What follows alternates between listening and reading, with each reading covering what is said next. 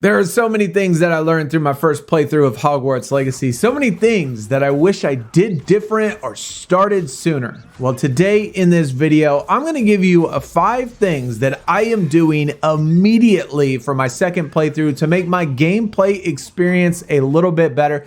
And if you have not started these or maybe haven't focused your attention as much as on these things, I would certainly recommend doing it. Now, the first thing I'm going to suggest as soon as you unlock the Room of Requirements is go over to Hogsmeade and purchase yourself 3 hopping pots. Now, on my first playthrough, I did not buy these until way late in the game, and I tell you that I severely underestimated the value and the enjoyment of being able to use potions, and all you really need is 3 hopping pots. You don't need potion tables, you don't need the ingredients, you don't need any of that stuff. If you use potions, 3 hopping pots is all you need. Now, in order to do this, it is going to be a little bit expensive over at Tombs and Scrolls. They are 3,000 a piece, so that's 9,000 total. So of course, you're gonna need some of these galleons for other things throughout the game and the story and stuff, and that's totally fine. But in Hogsmeade, they do have a ton of chests. As long as you have the Disillusionment Charm, you can open up those eye chests that give you 500 gold a piece.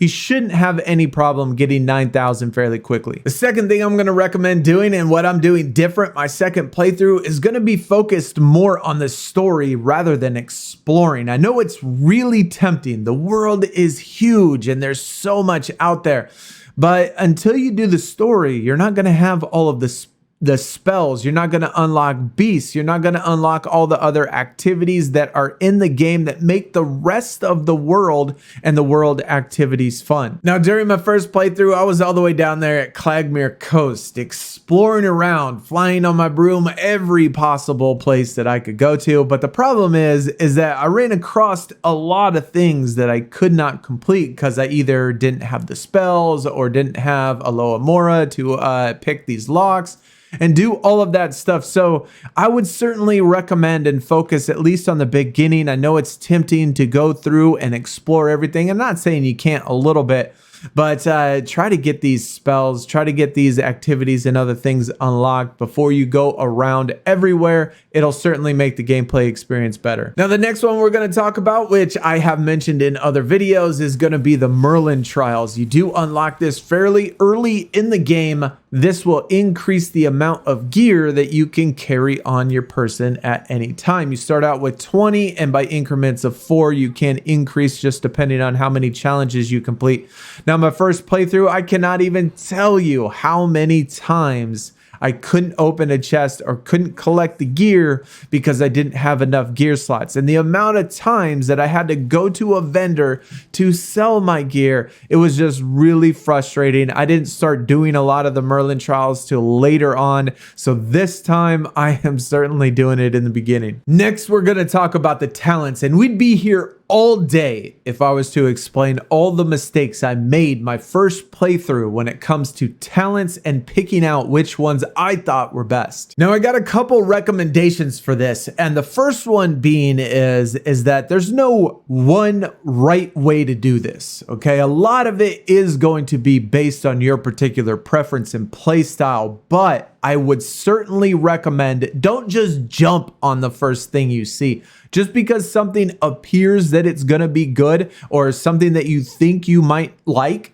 I would certainly just give it some time, let it play through, let you level up a little bit, complete some of the story, complete some of the spells, and unlock some of these things like the Room of Requirements so you can get the potions and plants and things before you start just purchasing anything that you want. Now, probably at this point, you've seen plenty of best talent videos, and maybe you agree with a lot of them, maybe you don't, but there's one thing that you certainly can do.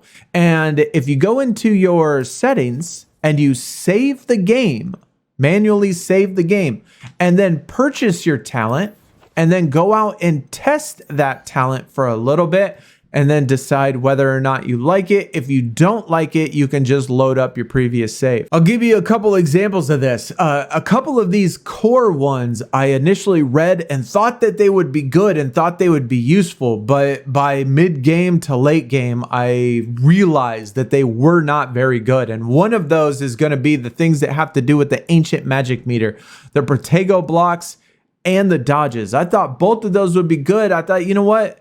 Increase your ancient magic meter. You can use that a little bit more, but honestly, you don't need it. The ancient magic meter does increase pretty good already, and you're going to be using spells and combos and all of that stuff already. I just don't think it's important. Same with Weld. I initially thought, you know what? This can heal you 100%. But I tell you, you get those hopping pots, you have Welds, you'll have so many potions, more potions than you can honestly use of Weld. This stuff does not matter. And then we got the ones that I totally undervalued and underestimated when it came to how potent and strong that is. And that's all the ones in the room of requirements. I didn't even pick up a single room of requirement talent last time. And I tell you, some of these talents are some of the best in the game. I absolutely love what you can do with potions and plants. And I initially did not think I would like it. When I first started playing the game and when I first unlocked talents and when I was first going through this talent tree, I thought that the plants and potions would be almost irrelevant. Well, it is not, I can tell you. Wait at least when you start testing these, unlock rumor requirements so you can get these plants. See for yourself how good they are and if you really like them. So the final thing we're going to talk about in today's video is going to be the Alohamora quest or the Alohamora spell. Now you do pick this up a little bit later on in the game, but when you do unlock it and when you do finally acquire this spell, I would certainly recommend focusing your attention on upgrading your level 2 and level 3 Alohamora, because unlike me, you know, my very first playthrough, I explored so much and went all over the world map. And there were so many doors, so many caves and dungeons, and so many secrets that you need this spell in order to unlock. So many rooms in Hogwarts, you need these extra level 2 and level 3 keys or the Alohamora spell. And having that done, or having that, you know, ability to do that will certainly make your gameplay experience a lot better. Now, you don't acquire this till you get to the Caretaker's Lunar Lament in the story, and he gives you the ability to unlock all level 1 doors. Then you have to find 9 Demiguise statues in order to unlock level 2. And then I think it's 12 Demiguise statues for level 3.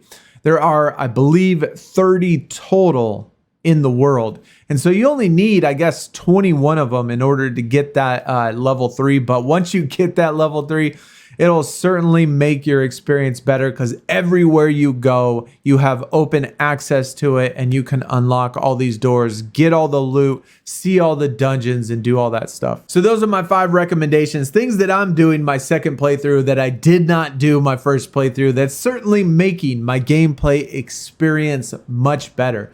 If you agree or disagree, please let me know in the comments. If you think there's something else that you would certainly recommend instead of any of the 5 that I did recommend in today's video, let me know in the comments as well. If you enjoyed, found it helpful, hit the thumbs up. If you want more Hogwarts, please hit the subscribe button. But I'll see y'all next time, guys. Y'all take it easy. We're out. Peace.